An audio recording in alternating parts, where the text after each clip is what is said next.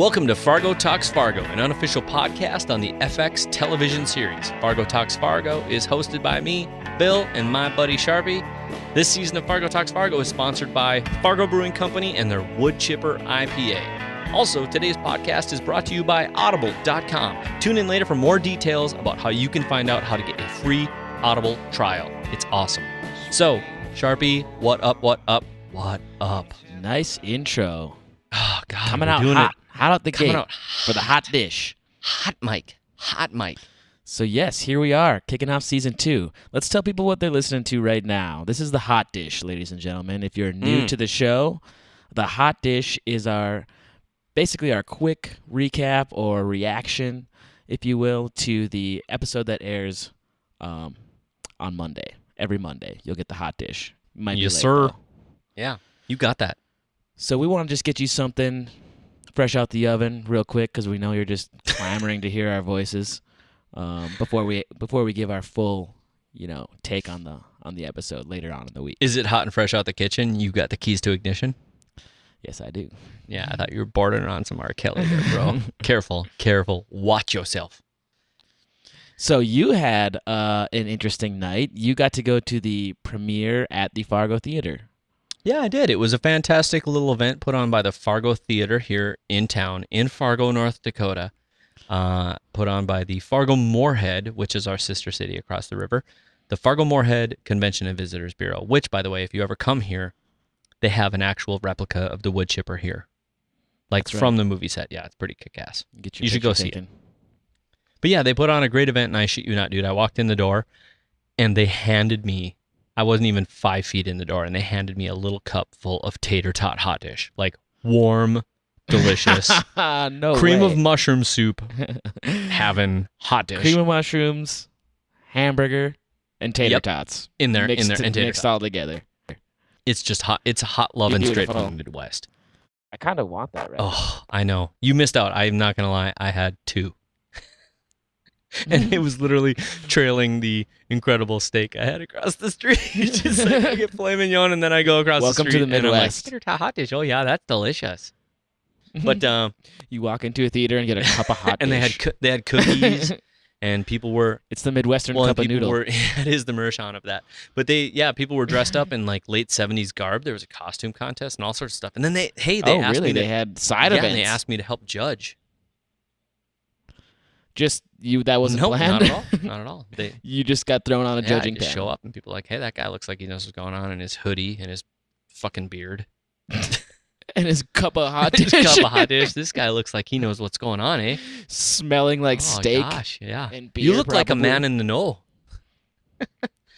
So anyway, we don't want to waste too much time on that. But hey, like I said, hat tip to the whole crew that helped put on the event. It was a lot of fun. It's the second year they've done that. A great crowd showed up, and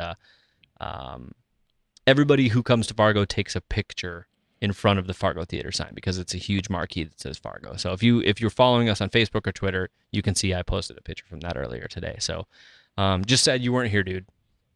Let's have a little moment. I was gonna try to be there for the premiere, but got busy with work, the old day job, well, you know. hey, this is. What you got there? I'm drinking some. Fargo some Brewing beer. It's delicious. Yes, thanks to Yeah, them thanks to again those guys. for Yeah. sponsoring for the We'll second get to year that in a quick row. ad in a They've little been bit. awesome about that. Anyway, Yep.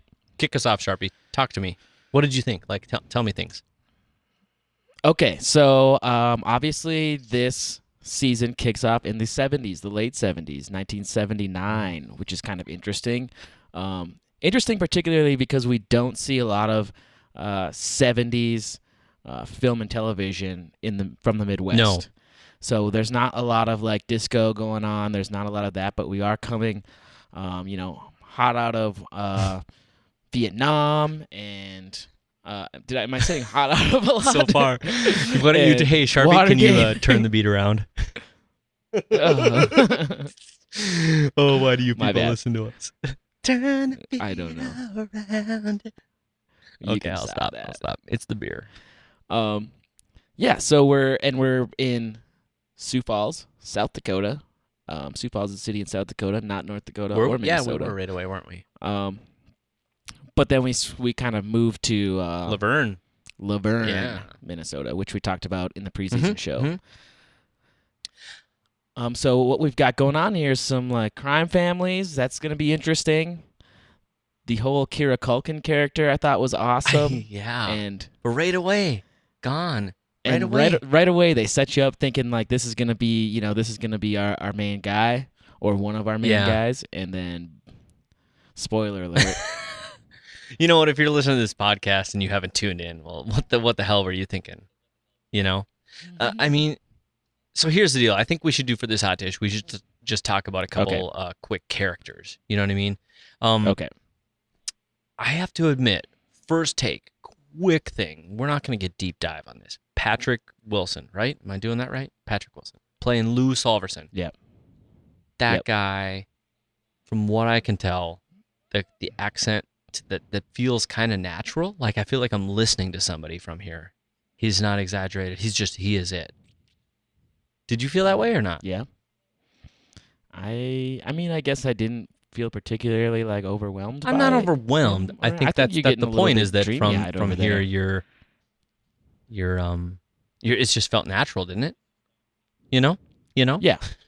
Certainly didn't feel unnatural. No, I know, but I mean, there's times where being from the quote-unquote big city of North Dakota, Fargo, where you and I grew up, there are people who we know that there are dialects even within our own state and region in North Dakota and Minnesota. And I don't even know how to say North Dakota and Minnesota without being self-conscious of the way I said it.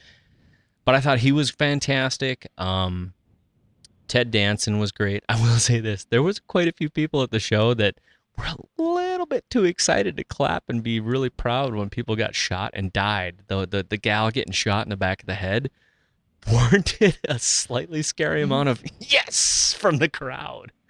And then he got hit by the car, and there was a guy by me who was just a little overly jonesed about Kieran Culkin's character getting hit by the car. Those have to be the fans that are coming off of the movie, because I feel like the people that really like the movie are those like they're dark. Those cult followers that are into that there's some kind of dark stuff. folks. But I mean, overall, I was really excited. I mean, some quick takes. When the car pulls up at the kind of like the family crime syndicate compound, little things I noticed that I may or may not. And the compound it is. I mean, that was like it's like a farmstead. It was a farmhouse, but it was there were guards outside with machine guns. And that goes by really quick, but can we like stop our willing suspension of disbelief for like 5 seconds and just say that shit doesn't happen here? Probably doesn't happen in a lot of places, but Fargo, normal Fargo murders, normal Fargo murders are like, dude, you stole my fucking grain belt, and then like stabby. Anyway, hey, shout out to the Red Wing croc in the background of that shot. So if you go back it up. Oh yeah, I literally see that. That's how you know you're raised here. You're that's like, in my look notes. at that Red Wing croc. Yep. That's one nice thing. All of the kitchen appliances and those types of things were like spot on. I mean, they're all the exact models that everybody kind of grew up with, from the blenders to the olive green refrigerator. Harvest Gold era. Yep. I also thought it was capturing quite a really good thing. Man, I'll tell you what. In true Coen Brothers thing, Noah Hawley and whoever is DP in this, sorry for not getting that right off the bat right now, but man, they love that county road highway shot where it's just like old school fence and barbed wire. They love those shots. Yep. Well, there is a lot of that around that region. Hey, did you catch Kieran Culkin when he was kind of having his "I'm a man" moment driving the revamped Wrench and Numbers theme? Oh man, It was a great like that from Wrench and Numbers. Go back and watch that. We can revisit it tomorrow. What, are you talking about when he's tailing? Yeah, like it was his badass moment, only to find out he's not as badass as we think, because he's like he's a badass Don Chump. Like he doesn't really have his poop in a group, but hat tip to Jeff Russo for that, because I was really that was one of my favorite score moments from last season. Was that Wrench and Numbers? Yeah, and you're talking about the scene where Wrench and Numbers they're in that like gun battle and it's like white. A little bit, but I mean, well, it's kind of that like was their theme song that happened all over the last season. So I don't know where to go from there, but these are just the quick things I meant. I also completely love the Waffle House scene. I felt like as things happen in slow motion, that double door or double hinged door of the diner as it would swing like a pendulum, how the the deaths and the stuff happened like as that swung, like how fast it happened, like whoo, the door would swing. It was like bah, bah, bah, or things would happen, and then you'd see the guy coming behind me, like, oh shit, is he gonna turn around or is he gonna get that frying pan in the face? I thought that was beautifully, I was kind beautifully of hoping shot, for the beautifully frying shot. pan in the face. That judge, so the first victim, or I guess technically not the first, probably the second victim of the show, the judge sitting down in the diner booth. She's got some great quips. Sprays Kieran Culkin's She just carries that character with, around like, because bug Mace spray, which isn't she just available, happens to right? have like a massive bottle of like a Raid type bug spray. She gave me just this, like, I did a double take a little bit. She gave me this Joan Cusack vibe, and I don't know if it was the voice or, I mean, she kind It of was looked a like little bit Joan of both. Cusack, I think you're only right. older. And so I was like, wait, is it? And I kind of was like squinting a little bit. Maybe Joan Cusack is that old now, but then I don't think it. I mean, it wasn't. It No, wasn't you're her, right. but I thought that was kind of interesting. And a little known Joan Cusack fact is that she used to be babysat by William H. Macy. No shit. Yeah, Oh my God. William H. Macy from the original Fargo Jerry movie. Lundegaard. Jerry Lundegaard. Man. I don't know. I would say overall, because I don't want to get overly long with this, because I feel like we've got some work ahead of us before we record 2 nights from now. Certainly do. I do kind of want to understand a little bit of the play into the Coen brothers world where Gare in the original movie is like, oh, this is going to Pancake's house, and like, so there's pancakes, there's waffles. Like, I've always kind of wondered, like, what is with the griddle fried batter thing that's happening in this world, or is it just something they're playing up? Because don't get me wrong, if I knew that there was a place called Waffle House down there, I guarantee you, The Waffle Hut. I'm sorry, a Pancake's house, Waffle Hut. We would be there. as much of a connoisseur of things like that as you and I are, and having been chubby in and out of certain points of our life, along with beer, I don't doubt that we would have pilgrimaged to said Waffle Hut if there was one to be had in Laverne or anywhere. I mean, the closest thing I can think of is like Charlie's Cafe on the way to Minneapolis from Fargo. Oh, there's definitely some gems down there. You know it. But I don't know. I felt really satisfied having Fargo back. Felt really good. Yeah. Oh, and I mean, I don't know how we just bypassed that incredible beginning. Oh no, I'm on sorry. The That was Reagan on the set of the my Ronald bad. Reagan That was movie. actually my bad. That was pretty It cool. was really good. I thought some of Anyway, the we can get into that. Some of the editing was interesting with the split screening. Some interesting choices. And I feel like that was I feel like the split screening is, I mean, not only is it an interesting way to tell a story, because you're able to show two things in the same scene that you wouldn't normally see from your perspective. But I also think it's more of like a tie-in to the era, like that 70s style, like 70s movies and stuff where they started introducing a lot of that kind of stuff. And it just kind of gives that late 70s vibe. That's Yeah, I hear you there. I mean, and the other thing too with sorry, I'm still taking it in, and it's later at night here.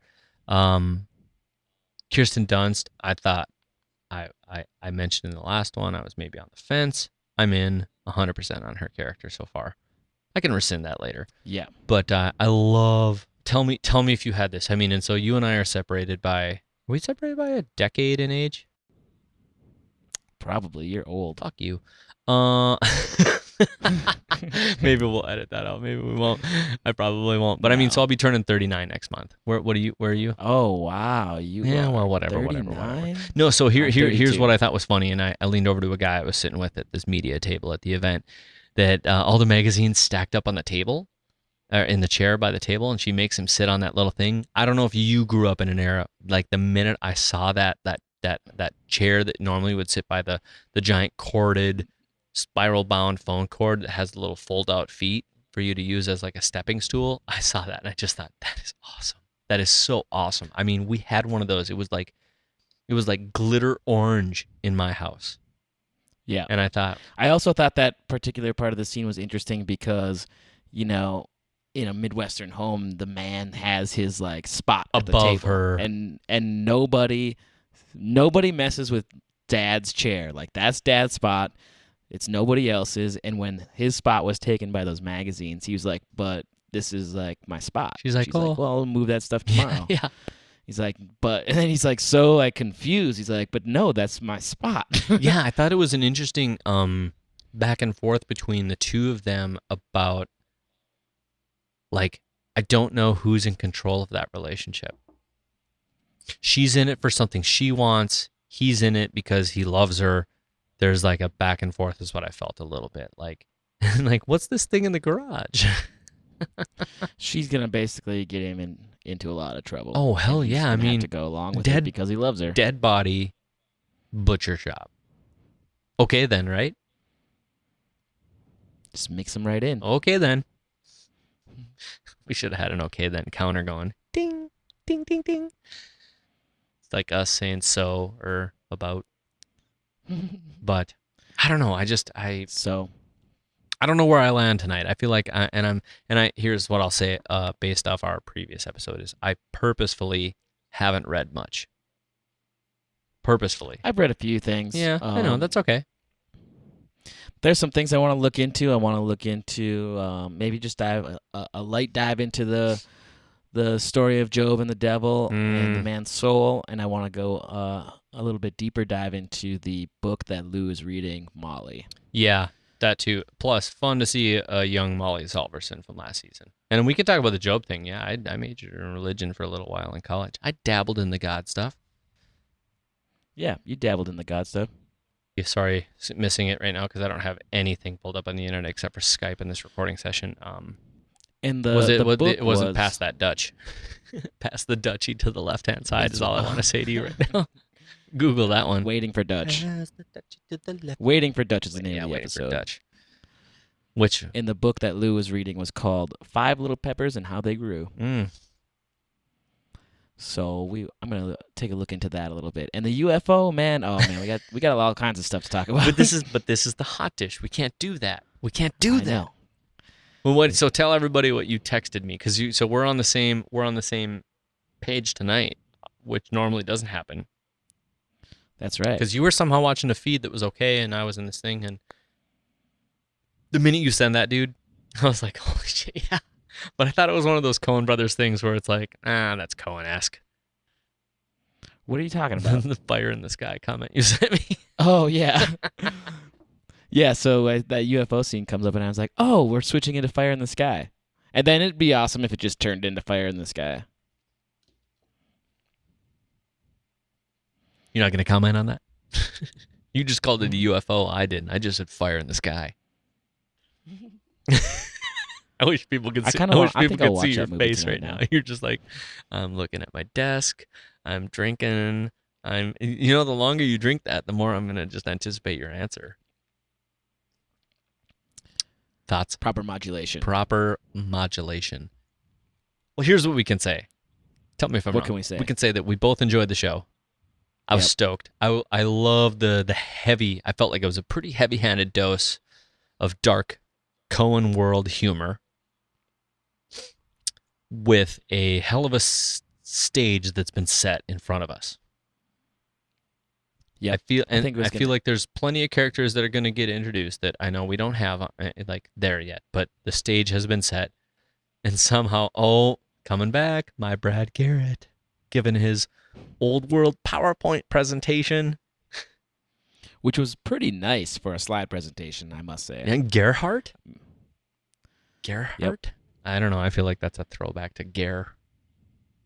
You think so? Yeah. All right. I don't know. We'll see. I didn't see any references to Miller's Crossing. I did do my homework, and I just watched that yesterday. So I didn't yet. Sorry. Didn't really catch any of that. I have some extensive notes on that, which was probably just an entire waste of time. Well, you do live in Colorado. Yep. It took me like 5 hours. I ate like 18 tacos from a taco truck. But damn it, I got through that thing. Yeah. I'm just excited to get going on this and to do a deep dive and get where we get and I hope you guys are going to stick around with us.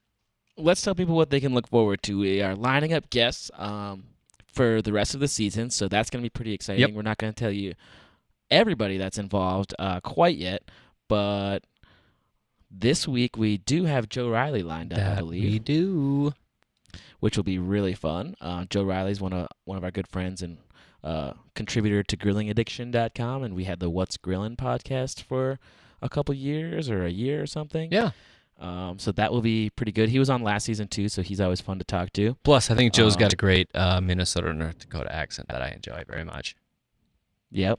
And we've got some pretty exciting news coming from our sponsors, and we'll get into that a little bit later, but you can look forward to some exciting news from Fargo Brewing Company, which will be fun. Yeah, look at you holding back.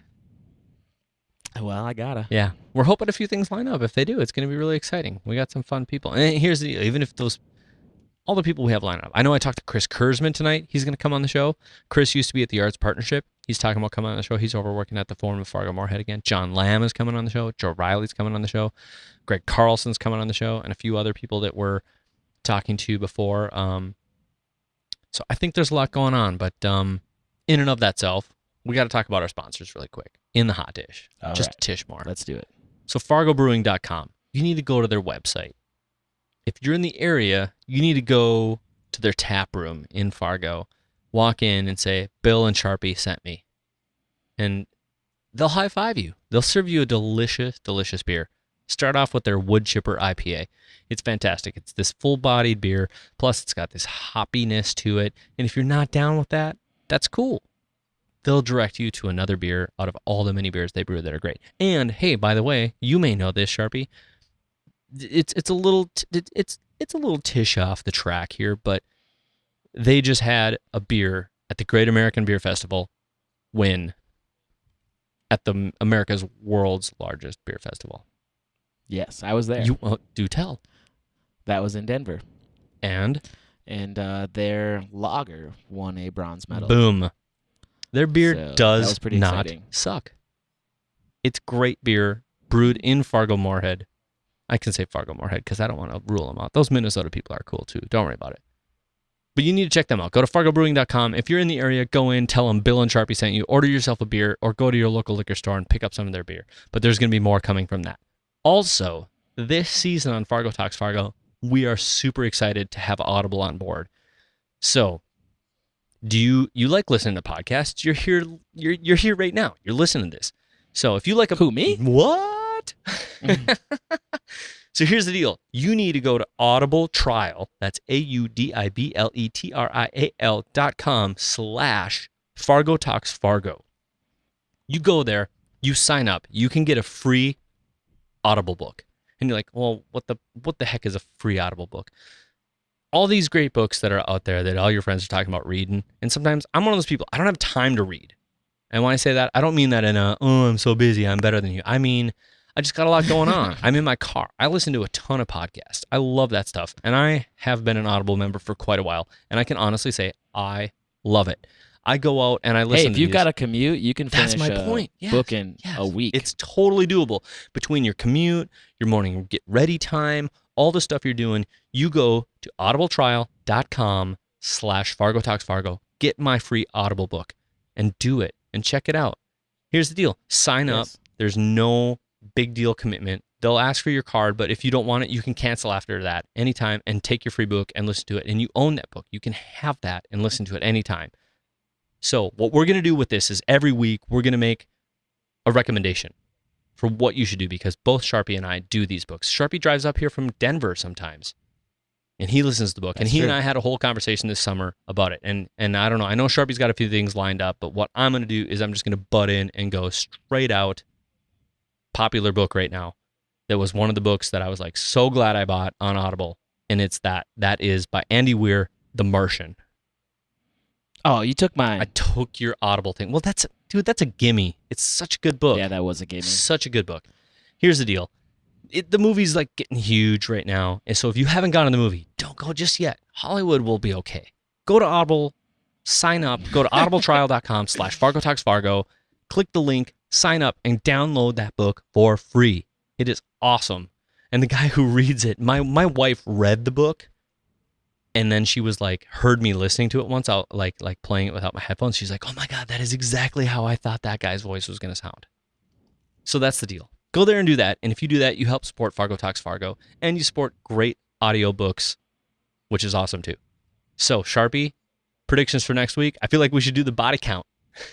I feel like somebody's going to die next week. Well, we've already got a body count of technically 3 at the diner. 4. 3 at the diner, 1 in the garage. 3 at the diner, 1 in the cooler. Mr. Colonel Mustard with the candlestick in the study. So we got a body count of 4, maybe 4.5, with Papa Gerhardt. Is he going to be our Milo Stavros Milos? Papa Gerhardt? Which, by the way, all I thought was Battlestar. Yeah, we'll get into that next That's episode. all right. By the way, we both, you agreed with me that he looked just a tish like Lundegaard's. Oh, Gophers. Anyway. So that's the hot dish, right? It's our kind of our extended hot dish. They're not always this long. They'll be shorter and quicker, but we needed to get a bunch of stuff out. Yeah, we promise. So Sharpie. All right. Next week. Season 2, here we go. I'm already so screwed up. I'd like until like a day from now. Let's do this, right? Calm down. Let's do it. Until next time, guys. Hot dish. Hot dish. Boom.